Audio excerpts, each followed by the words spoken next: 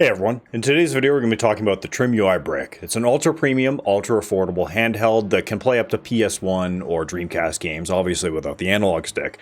However, we're also going to be focusing on the dark side of these handhelds and basically what's going to happen once you get it into your hands, or somebody that sees this on Facebook, AliExpress, says, oh cool, it's got over 1,000 games on it from the distributor, which is also shady, but then you get it in hand and it doesn't have your favorite Mario game or something like that. So we'll be talking about that and basically how these still are not super user-friendly once you get it in your hands if you don't know what you're doing, and how to protect yourself when you're trying to find these new games.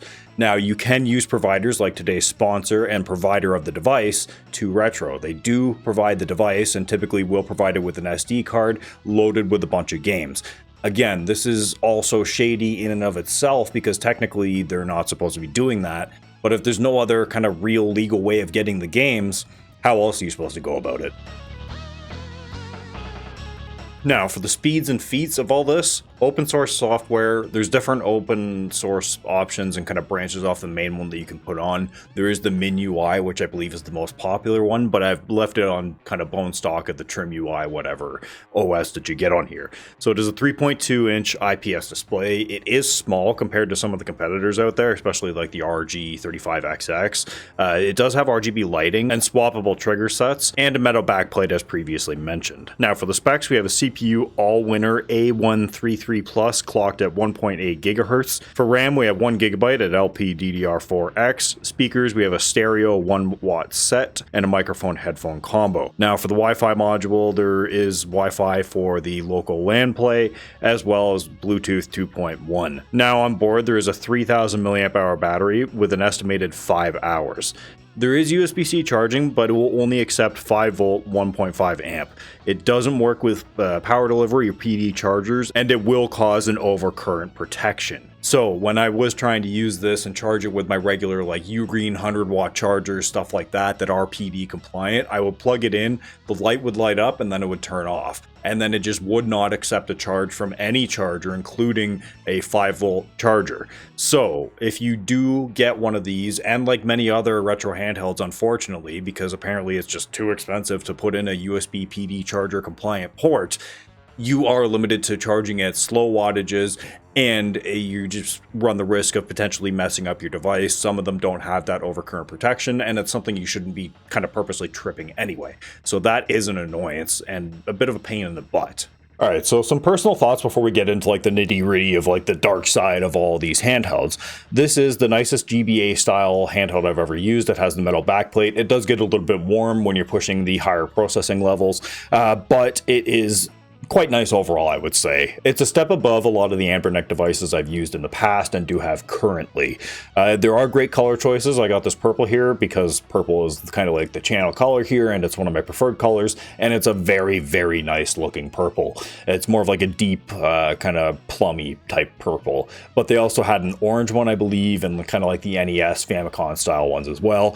I do believe there is swappable face buttons to get colored face buttons, but it wasn't an option, and you know what, I'm fine with the purple matching colors. So the stock shoulders feel good. You can swap them out for inline ones, but I preferred the ones that were just came on it. It was fine enough for me, but if you want to kind of experiment with the two different sets I believe it comes with, by all means go for it, but you might be pleased with the ones that come on it. So stereo speakers here, it's not common in these devices, but it's very, very welcome because when you're playing some of these PS1 games, they do have a lot of stereo implementation in some of the newer or later generation PS1 games that had stereo support. So being able to reproduce that or emulate it and kind of get a true experience of how you would sounds a lot better. Plus the mono speakers are usually just kind of crappy. So getting a stereo set, it's a little bit more balanced. Now, same goes for the RGB. It's one of the first times I've seen RGB on a device like this at this price point, and it's not useless. It actually does have some uses. So when you're going through your different power profiles, it will match that color wise. You can use a toggle switch or customize all these buttons to turn off the RGB if you want, but it's not that intrusive, and it's pretty nice to just be able to, okay, I'm in this mode, I want to switch it up a little bit higher, and there's that feedback. Now, it might be too small for some. I do run a medium-sized glove. I can fit into a large with a little bit of extra room, but if it doesn't fit, you must have quit, I guess. Anyway, so going through the sizes of these, it is significantly smaller than something like the Anbernic RG35XX or whatever you want to call that vernacular thing. But anyway, so if you're worried about the sizing of it, I would say if you run large or extra large glove size, maybe be a little bit more weary. But I was worried about it, and usually I'm kind of susceptible to like these smaller handhelds and kind of the pain points, and I had no issues with it. My wife has smaller hands. She had no issues with it. If you are worried about the hand sizing, though, I would say maybe go for one of those Anbernic devices, or maybe a candy bar style device where it's got like the 2 sticks on it. That might be a little bit more comfortable for your needs. Stock OS is okay. I didn't try any of like the MinUI or any of the third-party custom ones, but it's open source, so there's all these branches of the TrimUI ones and custom ones completely. Maybe that'll be a further video in the future. Now, into the dark side of these devices, as it were. I'm sure we've all seen these ads on Facebook or AliExpress, eBay, Amazon, whatever, of 20,000 games on these devices for $50, $100, blah, blah, blah. It's all cool, good, and whatever. It's easy to get scammed by these because if you're buying it from the unverified sellers on Amazon or even through the verified sellers, you can sometimes get duped. AliExpress is an even easier one to get scammed on as well. Personally, I was scammed through it. A bit of a side story here. I bought an Anbernic device near launch or pre-order type buy-in, and it seemed like it was coming through the official Anbernic website or AliExpress page, but when I got the package delivered, it was a Huawei watch, which you can't buy here in Canada or North America or do any of that stuff with it. So I just, whatever, I sat on it, and I got a refund eventually through AliExpress, although that was quite hard to get because it was them saying, oh no, I'm trying to scam them when I was getting scammed. So anyway, whatever. I let the watch sit for like 6 months, and then one day I decided to pair it to a dead device just to see what happened with a dead email, and instantly I was getting a security alert ping from Hong Kong somewhere, China, that my account was trying to be accessed from these certain things. So I just deleted it, threw it out, basically destroyed the watch and got rid of it. So that's a little bit of a buyer beware story because, again, these things are unregulated because they're not technically above board or legal, getting all these ROMs and games on it and everything. So the people selling these devices are typically not the most stellar type upstanding citizens, if you will, potentially. You know, there is a lot of good sellers out there like Droix, and the supplier of the handheld today from toretro does seem to be pretty legitimate in what they do, and there wasn't anything nefarious on the SD cards, but that's just from my personal experience, and they did seed me the device, so obviously I can't verify that yes, they gave me a one-off that was perfect, but from what I see online, they seem to be pretty reputable. Now that brings me to my other point of the dark side of these handhelds is, where do you find games? How do you get these games? Unfortunately, this video isn't going to be that for, I would hope, obvious legal reasons. I'm not going to name any sites where you can find them, but I will say Reddit is your best friend. There's a lot of good leads and posts on there. I will not post those posts specifically, but if you have the wherewithal to be able to kind of be a little bit somewhat savvy with these things, you should be able to figure it out, and I will show best practices, and I will show a demo site of what to look out for bad links and things to click on. Alright, so you decided to do the dirty deed and go hunting for ROMs, games, whatever you're looking for, torrents, all that good stuff.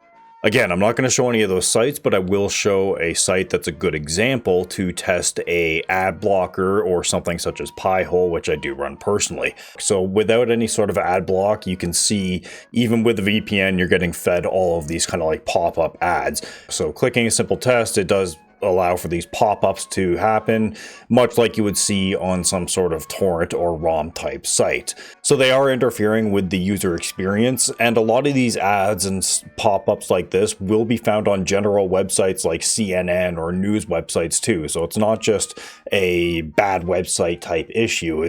This is a live demonstration of these type of ads. So going through the simple test, we can see that, yeah, I'm getting all these banner ads and I'm not passing the test. Now I will show the extreme test. Do not run this without any sort of ad block or VPN in my personal opinion.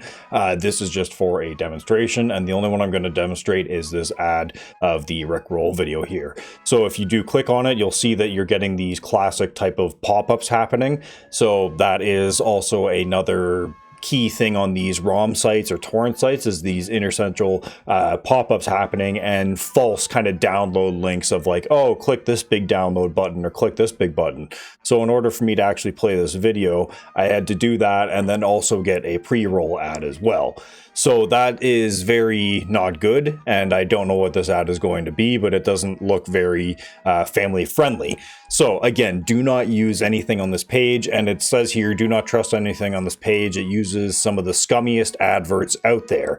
If your ad blocker is able to block it, then it can block anything. Now, that is a bit of a bold claim because I do personally run a Pi-hole on my network, and it is pretty aggressive, but it's not the most aggressive. However, I always pass this test, and I will still get pop-ups on these ROM sites or bad websites. So again, it's not 100% trustworthy to be able to use an ad block or VPN, but it's just another tool in your arsenal. Now, another thing to look out for when doing these maybe nefarious downloads is, again, these false download links. So a key thing to watch out for here is something that will say, oh, download this ROM manager or download this download manager type program. Anything that's going to be run as an exe or executable file, do not download it, or if it does happen to auto download, as that does happen sometimes when navigating these websites, clicking a false link will lead to this or one of those pop-ups as I showed.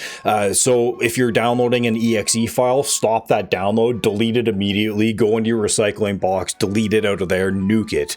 And do a sanity check if you want, but that should be good enough. However, if you do happen to start running one of these things, I would say disconnect your computer from the internet immediately, nuke the files, nuke anything in relation to it. Personally, I would run a virus scan through the Windows, but if I did happen to run or actually install one of these things that they allow, I would just honestly nuke the OS entirely. Hopefully it doesn't ever go that far, and again, I'm only showing this website specifically because it's more of like a PSA website. It's not anything bad. It's just a simple ad blocker testing website, but it is a very, very good demonstration of what these ROM websites will look like. Sometimes a little bit worse, but again, only download the actual ROM files. Don't download an exe, something that will install malware or whatever onto your computer. It is always a risk downloading even a legit looking file, but it's always a bad idea to trust something to install something else for you through these websites. So if you're able to obtain one, but there's still not your favorite games on here and you're uncomfortable with finding new games, unfortunately, you're going to be out of luck on that. You're going to have to be able to navigate something on your own to be able to kind of facilitate getting those games, whether it's through legit or nefarious means. So if you do get one that's kind of set up and ready to go, though, the glory of it is that there's really no new games coming out for these consoles because they're severely end of life. So that's the beauty of the emulation, is that once you kind of have it set up on one device, you can just copy and bring it over to another device. If you do need assistance with any of this, I would say ask around in your friend or family group if there's somebody that maybe has like even like a light kind of like tech job or tech hobby. They would probably be the best to know, that you would trust personally, to be able to guide you through some of this or give you kind of even better best practices beyond just running the VPN and finding valid download links like I showed off in my video when there's just a sea of ads and stuff like that through that Can You Block It site. Again, don't even visit that Can You Block It site because you can actually get some bad stuff on your computer through that site without proper protections. I was just showing it off for demonstration purposes, but it is a very good demonstration of what these ROM sites will look like and how they kind of act and what they do with all these pop-ups and everything. So again, if you're not comfortable with any of that, there's nothing I can say that will kind of comfort you. I'm sorry. That's just the way it is right now, unless your favorite games are available on these Nintendo Switch Online services or PlayStation Plus now. If you want to play like Dino Crisis, you have to pay like $20-25 a month when you can just buy it on GOG for like less than that. So thankfully you're able to play those games on other platforms, but there's a lot of these games that you're just not able to play that Nintendo or the IP holders are just pulling down and not really giving you a feasible way of accessing them again. So it sucks. Is the TrimUI brick worth it? Yes, it's an ultra premium, ultra portable handheld that I really do enjoy using, and it's my new favorite #1. You know what? It's not the most powerful. It's not the most comfortable in some cases for some people with larger hands. You're not going to be playing GameCube games, stuff like that. But what it is it's very competent and very good at what it does. And it does come in at a decent price for having something that does give you RGB lighting, nice, decently bright screen, and a metal backplate. I can't really ask for more than that. The downside is that you do get just the low watt kind of BS charging through USB-C, but that is what it is. I guess that's kind of what you get with the nature of these devices. It's just unfortunate. You do get stereo speakers, which is very nice to have on a device like this. Now, if you're interested in buying the TrimUI brick, you can use code WDT at checkout for 10% off through toretro. You can also probably, I think, use it on any other handheld that they offer, so if you're not really interested in the TrimUI brick, you can check out anything else that they have to offer and give it a try and see if you get 10% off with that. Also, if you've been seeing these little guys throughout the video, this is the Hall effect sensor kit from Handheld DIY for the RGLIX. Now, originally I planned on buying, well, I did buy a RGLIX from Best Buy, and then I was going to install these and then return it to Best Buy for a video. Personally, I was going to keep it if it went on sale, but it just didn't go on sale in Canada, so I was going to return it anyway, and then these kind of happened to be released and sent to me at the time, but the timing never lined up, so now I'm just going to facilitate a giveaway for these in the Handhelds United Discord. It's not set up yet, but if you want to just kind of join up in there, I'll leave a link in the description below, and then once it's all ready, you'll be the first to know. If you want to buy it yourself, you can go to Handheld DIY. I'll leave a link to them in the description as well, because they're just very good suppliers of handheld mods. Obviously, it's in the name, Handheld DIY. And that'll do for this one. If you're looking for more normie or kind of like a not hyper-focused tech whatever user type review of these handhelds, I will be starting up a new series of my wife in the future that will be like a wife or normie type review of where she'll just be kind of giving her thoughts as somebody that really doesn't honestly have a clue of what she's doing with any of this stuff. I just hand it to her and she's like, okay, it works, it plays this. So she uses the Legion Go as her main handheld, so that's her favorite to use. So we'll be doing something with the TrimUI brick, but we'll be doing something with the Legion Go as well to start something off. So if you're interested in that, I guess get subscribed for that if you're kind of interested in more of like a relaxed and like common problems that you might run into type review from somebody that has a little less experience and maybe just more of like a general kind of walk into Best Buy type consumer and see, oh, this is cool, I want this, buy it, walk out, get it home, but don't really have a clue of what it is.